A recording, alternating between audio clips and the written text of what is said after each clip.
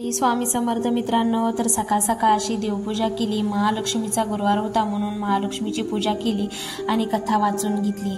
तर मित्रांनो, आज होता रविवार आणि मला जायचं होतं केंद्रामध्ये, कारण केंद्रामध्ये आज आम्ही सगळ्यांनी भरवला होता हिवाळी मूल्य संस्कार शिबिर म्हणून ह्या ज्येष्ठ लोकांकडून आम्ही पहिलं दीप प्रज्वलन करून घेतलं आणि झाली कार्यक्रमाला सुरुवात।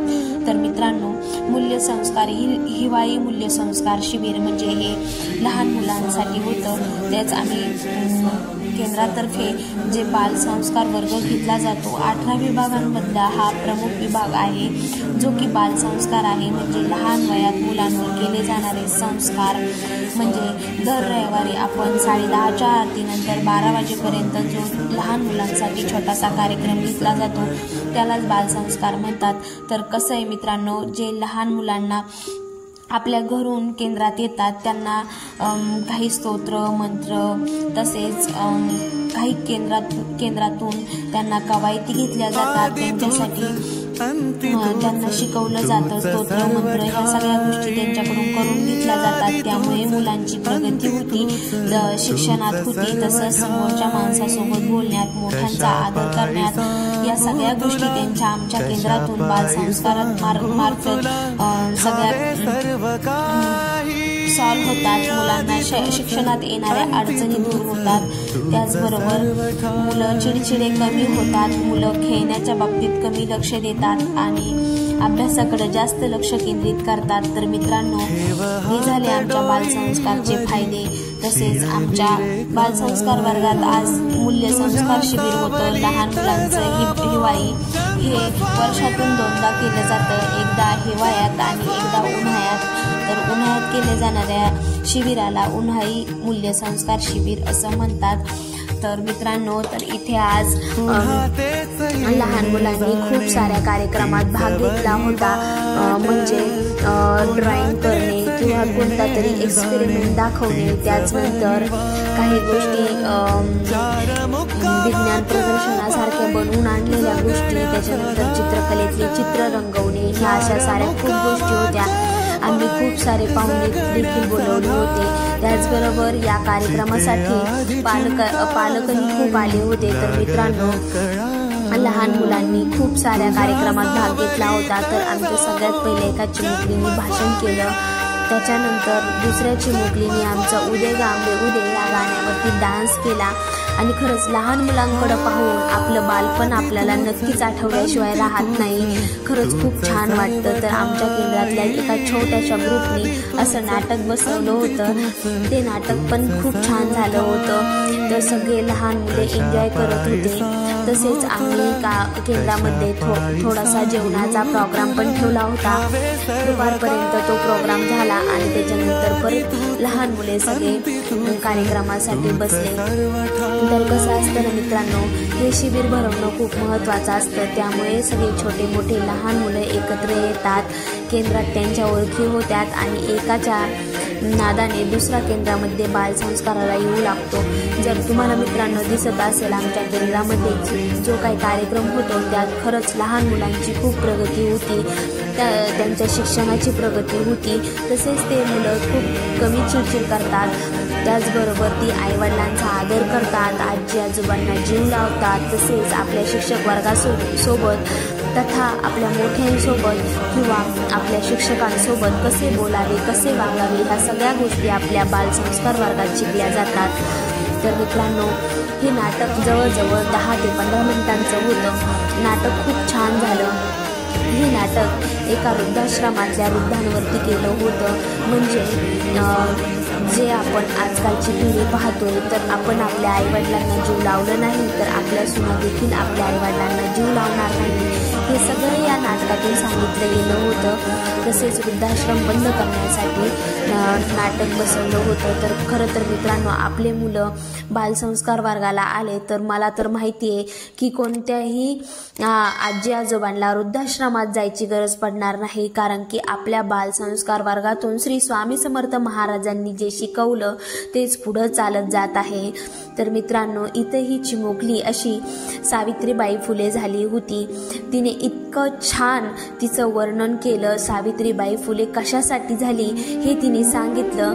मुली शिकवा, मुली घडवा, यातून तिचा हा संदेश देण्याचा प्रयत्न होता। तर मित्रांनो, इतका छान प्रकारे तिने हा संदेश दिला, खूप मस्त वाटलं। कारण की खरंच आजकालच्या पिढीला मुलगी शिकली पाहिजे। मुलगी जर शिकली, आपली आई जर शिकली, तर पुढची प्रगती झाल्याशिवाय राहणार नाही। मुली आजकाल कोणत्याच विषयात पाठीमागे नाही, त्या सगळ्याच गोष्टीत मुली ह्या अग्रेसर आहेत। तर मित्रांनो, सावित्रीबाई फुले झालं, झाशीच्या राणी झालं, त्याचबरोबर ती अशा थोर व्यक्ती आहेत, थोर महिला व्यक्ती आहेत, सिंधुताई सपकाळ आहेत। यांच्याकडून खरंच काहीतरी चांगल्या गोष्टी घेण्यासारख्या आहेत आणि त्याच गोष्टी ही मुलगी सांगण्याचा थोडक्यात प्रयत्न करत होती। तर खरंच आजकाल जे मुलींवरती अत्याचार होत आहेत, जे आपल्या कानावरती हळूहळू ऐकायला येतंय, त्या सगळ्या गोष्टी थांबल्या पाहिजेत। म्हणूनच ह्या बालसंस्कार वर्गाचा छोटासा कार्यक्रम, त्यातून मुलांना खूप साऱ्या गोष्टी चांगल्या शिकवल्या जातात। तर मित्रांनो, त्याच्या पुढे आमचा हा बालसेवेकरी पोवाडा म्हणून दाखवला त्याने शिवाजी महाराजांचा। तर खरं तर आमच्या केंद्रातले मुलं खूप करामती आहेत आणि खूप छान आहेत। ते असे कोणत्या ना कोणत्या याच्यात एक्सपेरिमेंट करत आहेत। तर मित्रांनो, हा आमचा आहे केंद्रातला श्रीपाद, त्याने हा ज्वालामुखी चा एक्सपेरिमेंट केला होता आणि खरंच खूप छान केला होता तो। त्याचा एक्सपेरिमेंट सक्सेसफुल झाला। तर याच प्रकारे आमच्या केंद्रातले खूप साऱ्या मुलांनी, एका मुलीने कचऱ्याचं व्यवस्थापन कसं करायचं ह्यावर वैज्ञानिकदृष्ट्या तिने एक्सपेरिमेंट केला होता। खूप छान वाटलं। हे जेव्हा छोटे छोटे मुले अशा गोष्टी करत असतात, तेव्हा आपलं बालपण आपल्याला आठवल्याशिवाय राहत नाही। खूप भारी वाटते या सगळ्या गोष्टी आठवून। मला तर वाटतं मी माझ्या लहानपण जगतेय, म्हणून मी खूप मिसळून ह्या मुलांसोबत राहत असले, कारण की त्यांच्यासोबत आपल्याला आपलं लहानपण जगता येतं। तर मित्रांनो, ही सगळ्या गोष्टी आपल्या केंद्रात होणाऱ्या बालसंस्कारमुळे होतात। तर खरंच खूप भारी वाटतं। मुलं खेळतात, बागडतात, केंद्रात येतात आणि त्यामुळे त्यांना अध्यात्माची ओढ लागते आणि त्यामुळे आपल्या स्वामींचा प्रचार प्रसार पण होतो। त्याचबरोबर आमच्या इथे ह्या चिमुकल्यांनी मंगळागौरचा डान्स केला होता। तर खरं तर वाटलं होतं खूप उशीर झाला होता, पण ह्या मुली इतक्या छान करत होत्या आणि हा कार्यक्रम कसा पार पडला हे कोणालाही समजलं नाही। आमचा जवळजवळ 10 वाजल्यापासून 4 वाजेपर्यंतचा टाइम कसा गेला हे त्या दिवशी अजिबात देखील कळलं नाही, कारण की इतके छोटे छोटे मुलं होते, इतक्या छान छान गोष्टी त्यांच्याकडे होत्या, त्यांच्याकडून शिकण्यासारख्या तर इतक्या गोष्टी होत्या। ते सगळ्याच बाबतीत इतके हुशार आणि इतक्या हे झाल्यात। तर खरंच त्यांच्याकडं असं पाहून असं वाटतं की खरंच काय बाबा, ही पिढी इतकी पुढे चालली आणि इतकी हुशार पिढी ही खरंच आपल्याला पाहायला भेटते।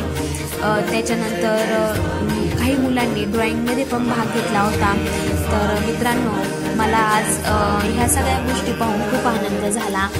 ही मुलं जसेच्या तसे इतके छान आणि सुंदर चित्र काढत होते। काही छोट्याल्या मुलांनी रंगरंगोटी पण छान केली। तर मित्रांनो, आम्ही पण त्यांना खूप छान छान प्रकारे बक्षिसं पण वाटप केले। खूप भारी वाटलं। तर मित्रांनो, आजचा माझा व्हिडिओ तुम्हाला कसा वाटला ते नक्की कळवा। माझ्या चॅनलला सबस्क्राईब करायला विसरू नका, एक लाईक तर नक्की करा आणि व्हिडिओ आवडला असेल तर शेअर करा। तर मित्रांनो, जर कोणी आपल्या श्रीगोंदा तालुक्यातला असेल तर खरंच तुम्ही केंद्रामध्ये बालसंस्कारासाठी या।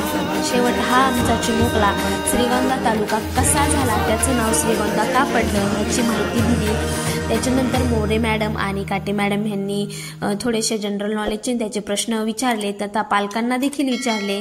खरंच अशा प्रकारे हा कार्यक्रम आमचा पार पडला आणि खरंच खूप भारी वाटलं। ह्या 3 चिमुकल्या सामान्य ज्ञानाचे प्रश्न विचारत होत्या, ते पण लहान मुलांना न विचारता ते मोठ्यांना विचारित होत्या।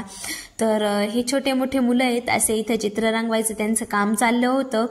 तर मोरे मॅडमनी त्यांना सगळ्यांना बक्षिसं दिले आणि खरंच काहीतरी गोष्ट केल्याच्या नंतर बक्षीस भेटलं की मुलं जास्त खुश होतात, म्हणूनच या सगळ्या गोष्टी केल्या। तर खूप भारी वाटलं त्यांच्यात मिळून मिसळून रमून। तर चला मित्रांनो, भेटूया नक्कीच पुढच्या व्हिडिओमध्ये।